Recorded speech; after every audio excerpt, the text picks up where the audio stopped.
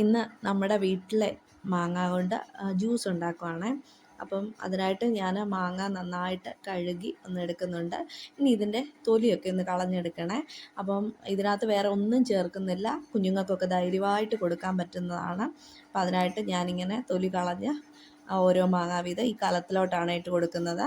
അപ്പം ഇങ്ങനെ എല്ലാ മാങ്ങയുടെയും തൊലിയൊക്കെ കളഞ്ഞെടുത്തിട്ടുണ്ട്. ഇനി ഇത് ഈ മാങ്ങാ നെകരെ വെള്ളം ഒഴിച്ചു കൊടുക്കുന്നുണ്ട്. അപ്പം ഞാനിതിലേക്ക് ഒരു 4 ഗ്ലാസ് വെള്ളമാണ് ഒഴിച്ചു കൊടുക്കുന്നത്.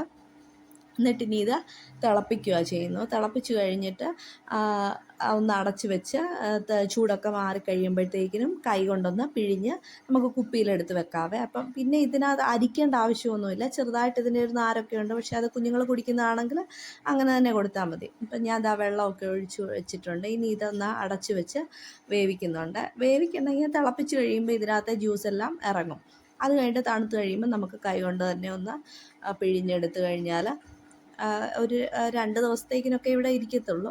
അപ്പം ഞാൻ ഇതുപോലൊരു കുപ്പിയിലേക്ക് എടുത്തിട്ടുണ്ട്. വേറൊരു കുപ്പിയിലൂടെയുണ്ട്. ഇതിപ്പോൾ ഞാൻ എങ്ങനെയാണെന്ന് കാണിക്കാം. ഇതിനകത്തോട്ടൊരു പകുതി ഗ്ലാസ് ഈ തിളപ്പിച്ച് വെച്ചിരിക്കുന്ന ജ്യൂസ് തണുത്താണ് അത് ഒഴിച്ചു കൊടുക്കുന്നുണ്ട്. ഇനി കുറച്ച് വെള്ളവും കൂടി ഒഴിച്ച് അത്യാവശ്യത്തിന് മധുരവും കൂടി ഇട്ട് കുഞ്ഞുങ്ങൾക്ക് കൊടുക്കാവുന്നതാണ്. ധൈര്യമായിട്ട് കൊടുക്കാം. നല്ല രുചിയുമാണ്. അപ്പം വീഡിയോ ഇഷ്ടപ്പെട്ടാൽ ചാനലൊന്ന് സബ്സ്ക്രൈബ് ചെയ്യാനും ലൈക്ക് ചെയ്യാനും ഷെയർ ചെയ്യാനും കമൻറ്റ് ചെയ്യാനും മറക്കരുത്.